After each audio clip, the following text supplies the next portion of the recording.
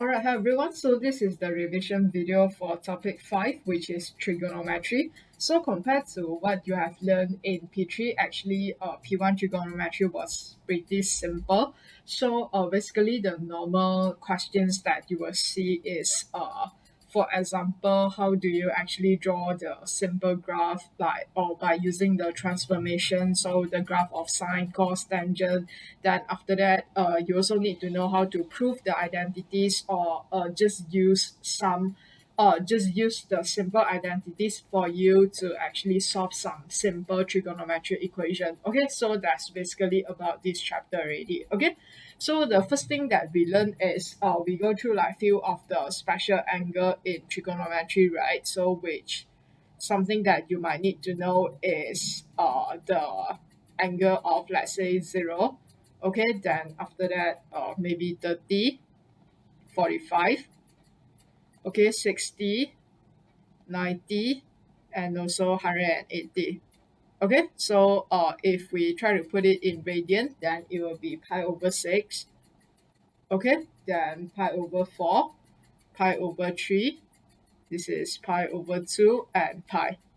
Okay, so I'm just going to write down the some of the special angle with the value here. So yeah, I mean, you know that if you are using your FX570ES, you can actually got all this answer in your calculator already. Okay, but if you are not using that, so maybe there are something. I mean, you can just remember the numerical value. Then after that, you know how to change between the square root. Then it should be fine for you as well. Okay, so 0, 1 over 2, then square root 2 over 2, square root 3 over 2, 1, and 0. Okay, so for cos, it's going to be 1, and then square root 3 over 2, so 45 is the same, and then 60 is the 30, then 0, negative 1, so 0, and then negative 3, sorry, square root 3 over 3, 1, square root 3, and infinity, and 0. Okay, so this is basically some of the special angle that you might need to know. So especially for the part where we talk about 0 and 90 and 180 lah. So I mean, if let's say you can't actually get all the value, like if let's say you are getting 0, the calculator only show you 0, so you might need to know that you still have 180, so you can just press by using sine 180 to give you 0, then you know that for you to get 0, shift sine 0, it actually give you 180. Okay, so this is the part where you try to use it to solve the trigonometry equation. So which have your first quadrant, second quadrant, third quadrant, and also the fourth quadrant. Okay, and we also know that for the first quadrant, all trigonometric identities are positive. Then you have second sine, then after that tangent and cos. Okay, so some simple thing will be if you are following this direction, then it will be a positive angle, right? Then if you are following here, then it will be a negative. Okay, but just remember the quadrant will not change. So what's the difference is just that whether you are reading it clockwise or anti-clockwise only, but the angle that you mean is actually the same. So for example, if let's say I try to say that for positive 300, so it's the same when you say negative 60. So it just depends on how you want to read it, whether from anti-clockwise direction or clockwise direction only. Okay, so under this chapter we also learn two trigonometry identities. So yeah, this is the only one that you use and apply. So meaning that when you are trying to prove something or you are solving the equation, so this is the two formula that you will be using in your proving, or you try to change it to the same term that you want. Okay, so these are the two formulas. So other than that, actually you only learn it in P3. So that's why for P1 you only know that tangent theta equals to sine over cos, and sine squared plus cos squared equals to 1. Okay, then after that we learn like tree graph. Okay, so the first one is the graph of y equal to sine theta, right? Okay, so we know that the amplitude will be starting from -1 to 1. Okay, so the shape will be like this. So 1, 0, -1, and then 0. So the shape will look something like this. Oops, I'm sorry. Let me try to redraw.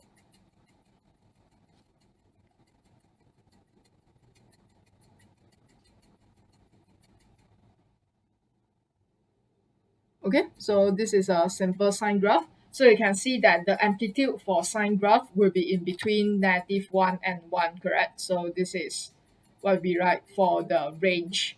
So sine theta and then 1. Okay, so this is normally that something that we use it for your, I mean, sometimes you want to find out the range for your function, then this is the way that you will try to do from it. So if let's say you try to change it to sine 2 theta, it's still going to be the same, which is -1 and 1. But if let's say you're trying to change to 5 sine theta, that's going to be -5 and 5 lah. So that's the idea. So after that, the second one you have cos. Okay, so for cos, then it's still going to be 1 and -1. So the point where you plot will be something like this. Okay, so from 1, then after that to 0, -1, and then go up to this. Okay, all right. So for the amplitude for cos is still the same from -1 to 1. All right, so the last one you have tangent. So for tangent, we know that you have two line of asymptote, right? So this is the line that will never, so just now we say that the tangent 90 will actually give you infinity. So we know that the number here will getting nearer and nearer to the asymptote, but it will never touch it because it's going to be approaching to infinity. Okay, so it's the same thing for your 270 as well. So same thing for here. Okay, so you just remember that you cannot touch the asymptote. So for this one, it's going to be infinity lah for your range. All right.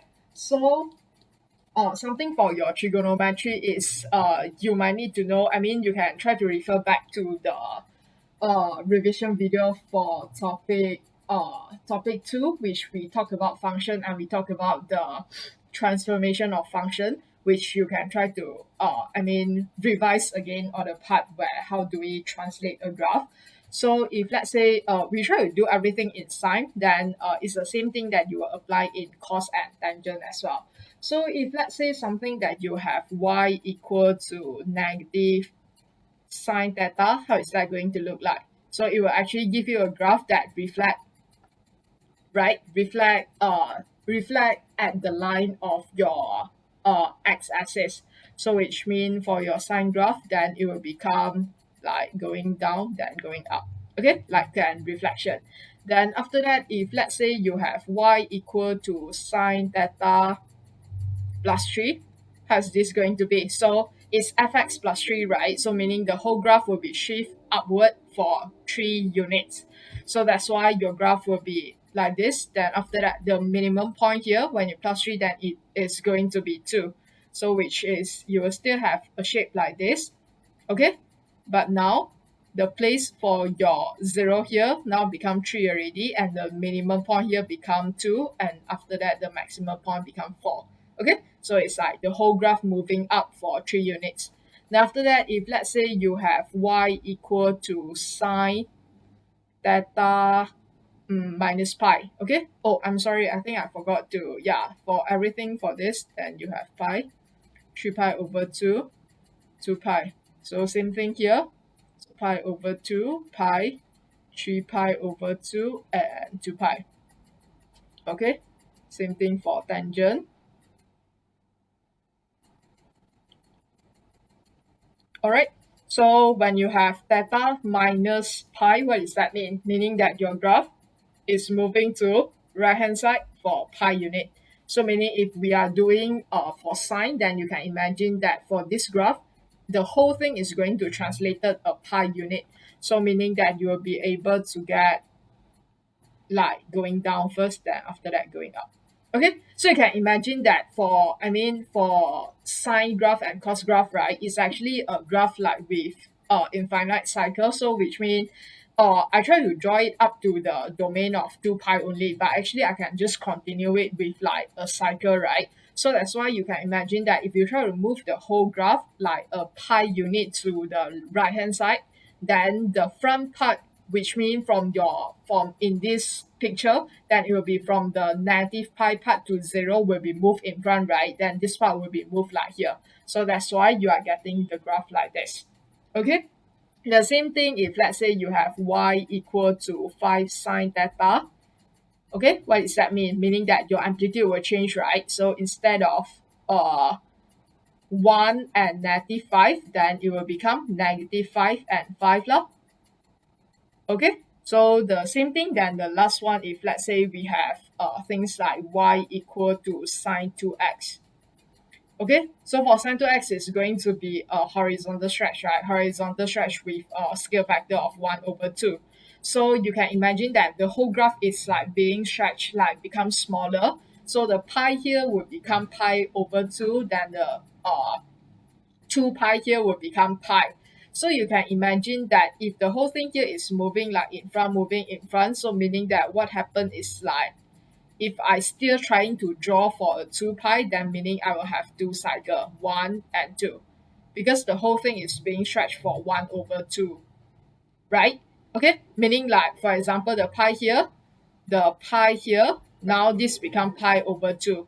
So this is originally 2 pi, but now become pi.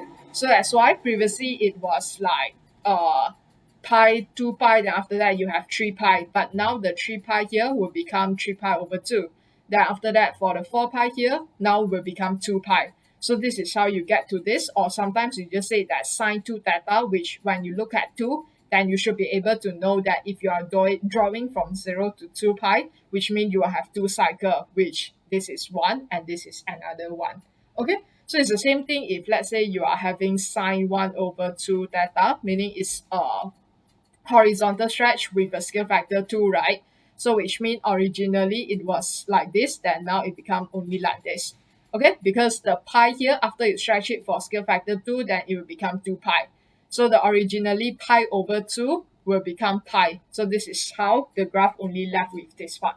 Okay, so it's just the same thing like if you understand the transformation, then you should be able to draw all this graph. All right. So then after that, yeah, so things that very important in this chapter is just try to know, especially make sure that you know how to solve all the equation. So some important tips for you is if let's say you are given an equation that with 2 theta, okay, and if let's say the question want you to solve for 0 until 2 pi, right? Okay, the question give you that the theta is between 0 and 2 pi. So whenever that you try to solve this, right, then you know that you are trying to solve for 2 theta. So that's why you always try to change your domain first. So meaning that you try to change it to this.